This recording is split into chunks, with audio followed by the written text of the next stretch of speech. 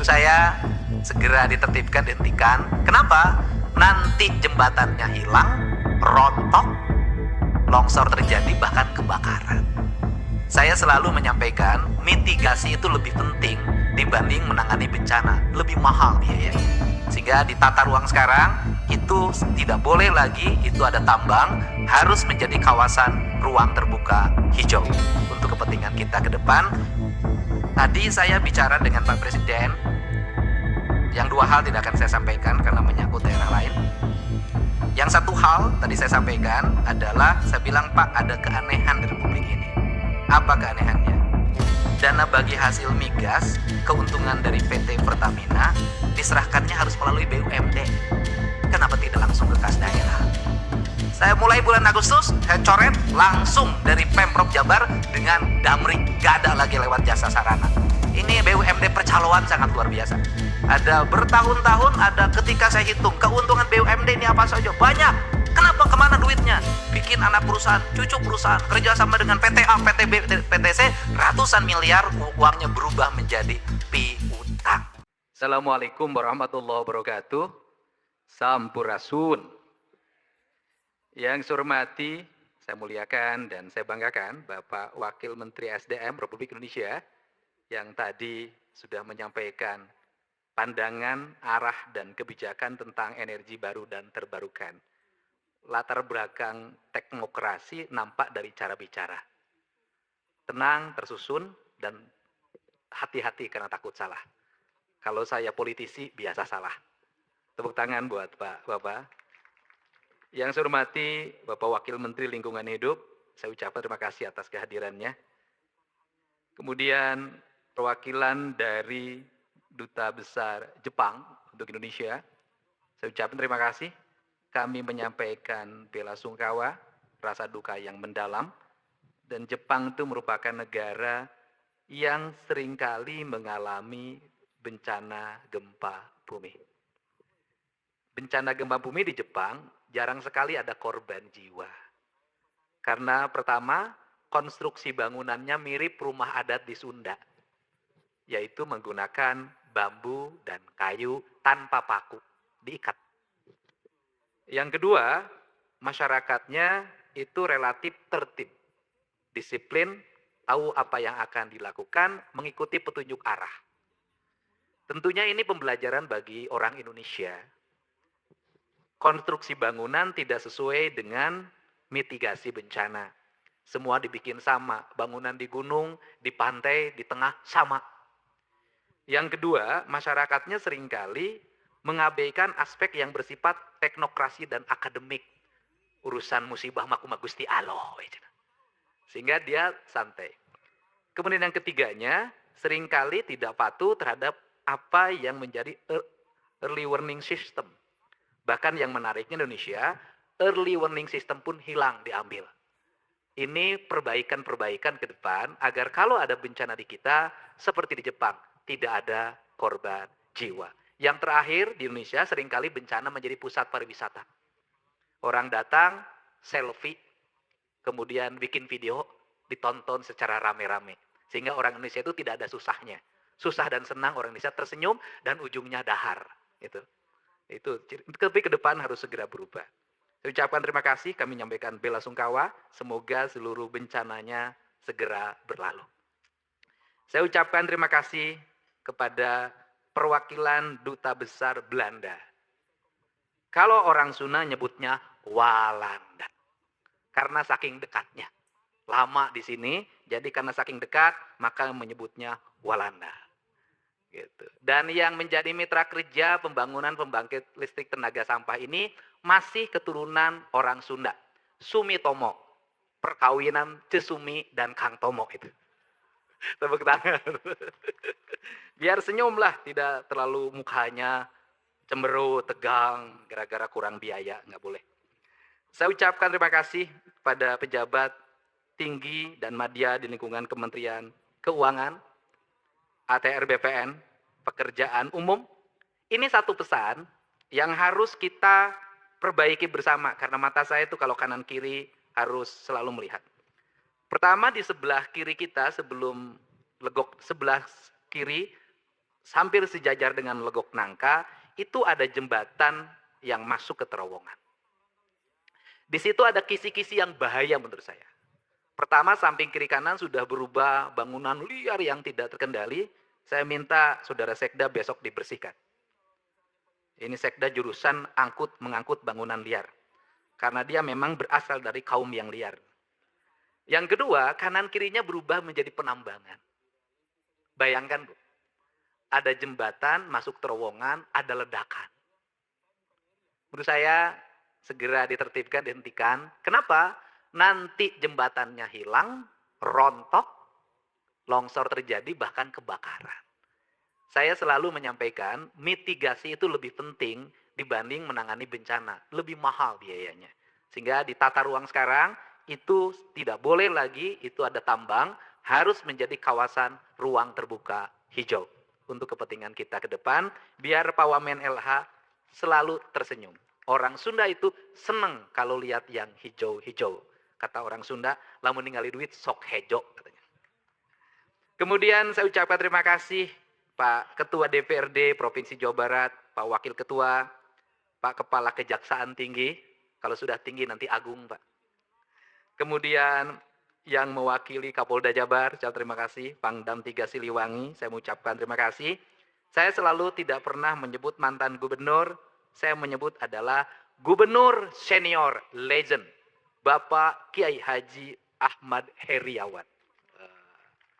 Kalau Jawa Barat itu nanti ada tercatat sejarah, satu, pernah dipimpin oleh seorang ulama, dua, bernama Kiai Haji Ahmad Heriawan, yang ketiga dipimpin oleh Duda Abadi, namanya Deddy Mulyadi. Kemudian karena ini sifatnya penugasan, ada Deputi Gubernur Indonesia, Jawa Barat. Pak Bey, kedua-duanya meletakkan kerangka dasar dalam membangun areal pembangunan pembangkit listrik tenaga sampah ini.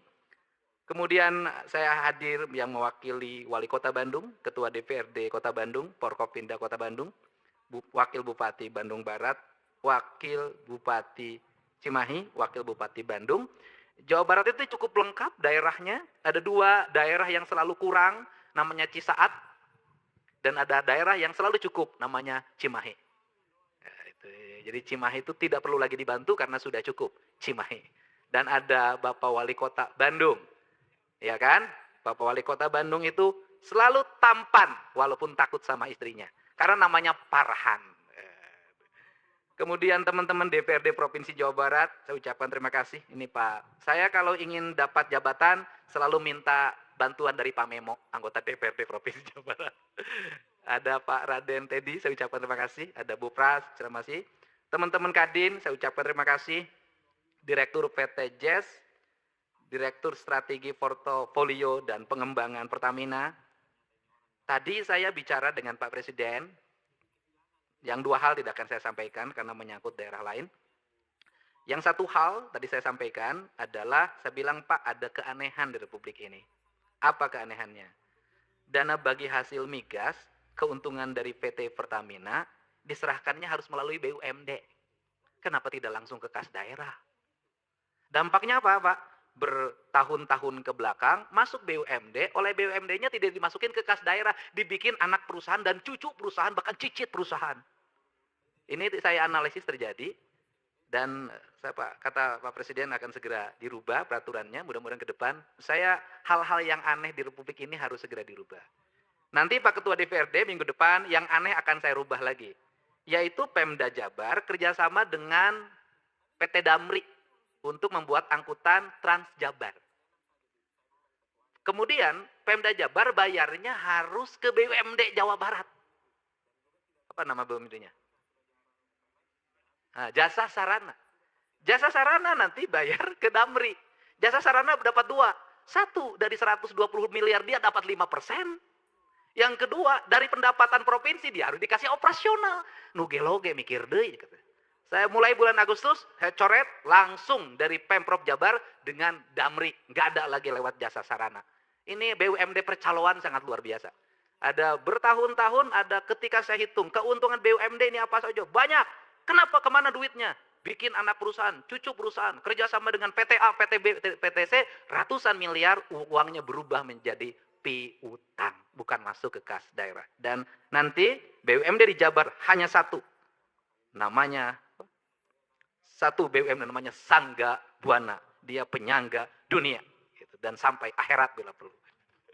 Saya ucapkan terima kasih pada Senior Manager Relation PT Pertamina, Direktur Manajemen Proyek dan Energi Baru Terbarukan PT PLN, para pimpinan BUMD instansi vertikal OVD, Direktur PT Karunia Bersatu Sejahtera, kemudian Waas Intel, Kepala Staf Angkatan Darat Brigjen TNI Ari Prasetyo. Ucapkan terima kasih. Kita mendapatkan berkah 3 variabel yang pada hari ini akan berjalan dan nanti akan dipetik hasilnya 2029. Variabel pertama adalah sampah yang menjadi problematika masyarakat Kota Bandung, Kabupaten Bandung Barat, dan Kota Cimahi akan segera terselesaikan. Ada 2 hal yang pernah saya alami. Saya waktu itu masih jadi wakil Bupati Purwakarta. Kemudian saat itu Kota Bandung mengalami darurat sampah. Dan kemudian TPA Margasari Purwakarta akan dijadikan tempat pembuangan sampah. Saya waktu itu sempat dimarahin juga oleh Pak Dandim Purwakarta. Karena saya adalah pejabat yang menolak. Kenapa? Masa saya bilang Purwakarta jadi tempat buang sampahnya orang Kota Bandung. Karena ini martabat, kata saya. Akhirnya kemudian sampahnya digeser ke PTPN yang Kebun Karet daerah Padalarang, sekarang Walini, dekat Walini. Kemudian akhirnya bisa teratasi dan itu sementara. Setelah itu terjadi lagi musibah, bayangin aja. Di Lewi Gajah aja sampah rontok, apalagi di Lewi Munding. Kemudian akhirnya jadi ke Sarimukti. Nah, Sarimukti ini juga kalau tidak cepat tertangani, daya tampungnya makin terbatas, numpuk terus kalau tidak terkendali. Sehingga kita nanti ke depan ada 2 hal yang harus kita pikirkan. Yang pertama adalah dalam 3 tahun ke depan sampahnya mau dikemanain. Sarimukti, kemudian setiap rencananya Pemda Jabar ingin memasang alat pengelola sampah yang dibakar berubah jadi briket, teknologi sederhana dibuat di Lembang oleh UMKM yang saya ingin menyimpannya di tiap kelurahan. Sehingga saya ingin teman-teman DPRD, salah satu kekuatan yang harus disebar adalah ini. Ini akan selesai kalau di tiap kelurahan dipasang. Dan Pemprov Jabar sudah memberi contoh. Di Gedung Sate tidak ada lagi problem sampah, 5 ton sehari berubah menjadi briket, briketnya dikirim kemana-mana. Ini sudah selesai. Itu yang jangka pendek. Yang jangka panjang tentunya legok nangka ini legok itu artinya saya jelaskan, legok itu artinya daerah cekungan. Nangka itu adalah pohon yang menghasilkan buah bergetah tapi harum. Nah, ini menjadi solusi, tapi dalam jangka pendek, Pak Ketua DPRD, solusinya harus terbangun agar tidak terjadi penumpukan di Sarimukti menjadi problem di mana-mana. Ini pertama. Kemudian yang kedua, berkahnya adalah kita akan mendapatkan energi listrik yang tentunya memberikan sumbangsi bagi kekuatan PLN untuk memiliki energi besar bagi kehidupan industri. Saya boleh menyampaikan, ini saya agar industri listrik berhubungan erat dengan investasi. Salah satu problem investasi di Jawa Barat, karena saya setiap hari ngurusin ini, adalah listrik, Pak. Listriknya apa problemnya? Urusan tanah sudah selesai, IMB sudah selesai, tetapi problemnya adalah investasi masuk, perusahaan harus mengeluarkan biaya untuk membangun gardu. Menarik kabel. Saya contoh kemarin di Purwakarta saya dialog panjang. Satu investasi bangun kawasan di kawasan industri, beli tanah di kawasan industrinya hanya 15 miliar. Tapi dia tarik kabel ke gardu Cikumpai 17 miliar biayanya. Sehingga saya dikejar, Pak Dedi, gimana ini? Kok satu ini? Wah, saya boleh kalau mudah-mudahan nanti saya sampaikan juga ke Pak Presiden dan Mensesnek. Daripada dana pemerintah Provinsi Jawa Barat misalnya dihibahin pada hibah yang tidak tepat, itu kadang ratusan miliar, saya lebih memilih Pemprov Jabar berinvestasi di PLN, membangun jaringan listrik untuk memberikan layanan investasi terhadap para investor. agar investor tidak mengeluarkan lagi biaya-biaya di luar kepentingan investasi. Kalau kita berinvestasi 500 miliar, menghasilkan 100 ribu tenaga kerja, pajak, perputaran ekonomi, infrastruktur, balik lagi orang bayar menjadi kas daerah. Saya minta izin di perubahan ini ingin memasukkan itu sebagai bagian dari investasi. Kalau Pemprov Jabar berhasil membangun kerjasama dengan PLN untuk berbagai infrastruktur energi yang dibutuhkan, maka Jawa Barat akan diburu oleh para investor lebih banyak lagi. Nah, kenapa? Nah, problemnya adalah setelah mereka berinvestasi, membangun perangkat ketenaga listrikan untuk lingkungan industri, biayanya besar, besoknya ketika listriknya ngalir, bayarnya tetap tidak dikasih diskon. Kalau itu dikasih diskon, untuk jangka panjang, dipotong dalam diskon biaya listriknya, mungkin dia juga mau, tidak ada masalah. Dia tidak dikasih diskon, tapi asetnya menjadi aset PLN. Kan ini hal yang harus cepat diambil keputusan untuk, saya ngomongnya, kepentingan investasi di Jawa Barat. Nah, bicara kepentingan investasi ini, nalarnya jangan dirubah-rubah, Pak. Nalarnya begini, isu PHK 6.000 orang, itu menjadi isu besar headline. Padahal yang di PHK 6.500, yang masuk BYD saja sekarang 9.000 plus di tempat lain. Jadi kalau ada PHK 5.000, masuk 100.000 ya jangan ribut. Kan ada masuk. Nah ini opini yang harus dibangun karena sentimen di media sosial ini kalau berita buruk tentang pemerintahan maka menjadi headline, viral, tetapi berita positif menjadi tidak viral.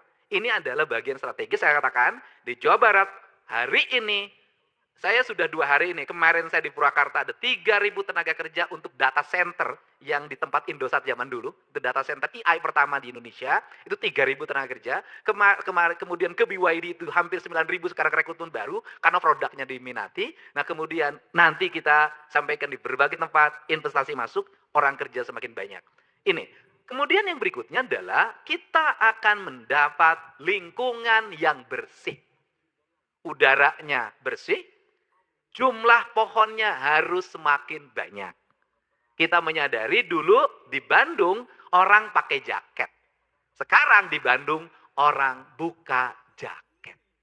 Problemnya 2. Yang pertama adalah jumlah pohon semakin menurun, kawasan ruang terbuka hijau semakin tidak ada, gunung-gunung semakin gundul, orang mengabaikan aspek lingkungan. Dan saya sampaikan ke Pak Gubernur Senior dan Deputi Gubernur, di Perda Tata Ruang 5 tahun ke belakang, Jawa Barat kehilangan 1,2 juta ruang terbuka hijau.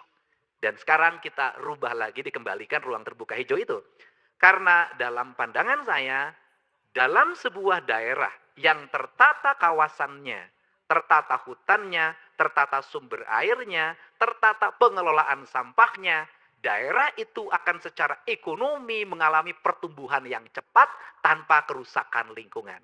Dan saya belajar negara-negara maju, daerah-daerah yang mengalami kemajuan, justru daerah-daerah yang tidak eksploitatif terhadap alamnya, tapi daerah yang mengalami kemunduran dan penurunan kualitas sumber daya, kualitas sumber daya lingkungan, justru daerah yang mengalami eksploitatif. Sehingga saya bukan anti penambangan, tetapi saya ingin membangun rasa berkeadilan dalam melakukan pengelolaan. Karena pemimpin yang baik adalah pemimpin yang ketika melihat daerahnya, pikirannya bukan eksploitatif, tapi merawat dan menjaga demi anak cucunya ke depan.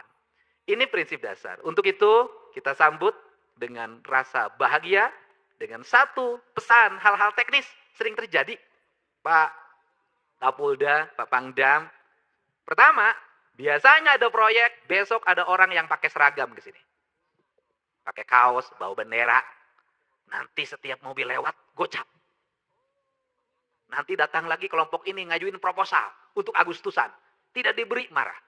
Saya katakan, tidak boleh di proyek Legok Nangka ini, saya akan minta Pak Kapolda dan Pak Pangdam jaga 24 jam. Tidak boleh datang siapapun ke sini untuk minta ritasi pengiriman pasir, minta ritasi pengiriman batu, dan sejenisnya. Ini adalah jaminan. Saya katakan, saya menyatakan perang terhadap premanisme. Kenapa? Premanisme, kita membiarkan orang mendapatkan uang tanpa bekerja. Ini akan melahirkan sebuah presiden buruk. Nanti orang melihat di media sosial, nggak usah kerja, cari rokok cukup ngumpul. Mabok dikit, marah-marah sebentar, dapat duit. Nanti yang kerja beneran, jadi kecil. Saya katakan tidak boleh. Orang ingin dapat uang, maka harus berkeringat dan bekerja. Ini cara merubah mindset orang Jawa menjadi maju. Yang kedua adalah, bagaimana pembangunan ini memiliki implikasi yang luas. Yang ketiga, bagaimana rakyat ke depan menikmati. Dalam jangka panjang, energi ini pikiran, gagasan, boleh. Saya punya pikiran ke depan itu, daerah yang menghasilkan energi, geotermal, pembangkit listrik tenaga surya, pembangkit listrik tenaga sampah, pembangkit listrik tenaga air. Dalam pikiran saya, daerah di mana desa energi itu ada, di mana energi itu dilahirkan, listrik dilahirkan, mereka harus mendapatkan listrik yang murah dari PLN. Penghasil geotermal bila perlu desanya listriknya harus gratis. Kenapa? Mereka akan bersyukur tempat saya melahirkan geotermal. Manfaatnya bagi saya adalah listrik di desa saya gratis. Untuk itu jaga geotermal. Nah ini yang harus dilakukan. Nah hari ini seringkali industri-industri pembangkit listrik, rakyat di dekat pembangkit listriknya tidak kebagian listrik. Saya ingat Bendungan Jatiluhur mendapat listrik, mohon maaf punten, setelah saya jadi bupati. Cirata itu yang tidak dapat listriknya sangat banyak. Beberapa bendungan Saguling juga banyak. Kemudian Jati Gede banyak. Ironi. Semoga yang ironi ini tidak boleh terjadi sehingga Jawa Barat mentargetkan tahun depan seluruh rakyat Jawa Barat sudah punya listrik. Dari 500.000 yang tidak punya listrik, sekarang tinggal 70.000 lagi. Tahun depan kelar. Untuk itu saya mengucapkan terima kasih. Semoga pembangunan ini melahirkan sebuah spirit. Listrik caang, runtah, hilang. Terima kasih. Gitu. Sampah hilang, Jawa Barat terang. Terima kasih, terima kasih pada pemerintahan Jepang, para investor dari Jepang, dan juga akan bergabung para investor dari Walanda, dari Belanda, ya kan? Jepang dan Belanda adalah masa lalu Indonesia, Jepang dan Belanda adalah masa depan Indonesia. Nah, gitu. Saya juga menyampaikan, saya tiap hari meniduri Jepang dan menunggangi Jepang. Mobil saya buatan Jepang, motor saya buatan Jepang. Mobil sering saya tidur, motor sering saya tunggangi. Terima kasih. Wallahumma muwaffiq ila aqwamit thoriq. Assalamualaikum warahmatullahi wabarakatuh. Sampurasun.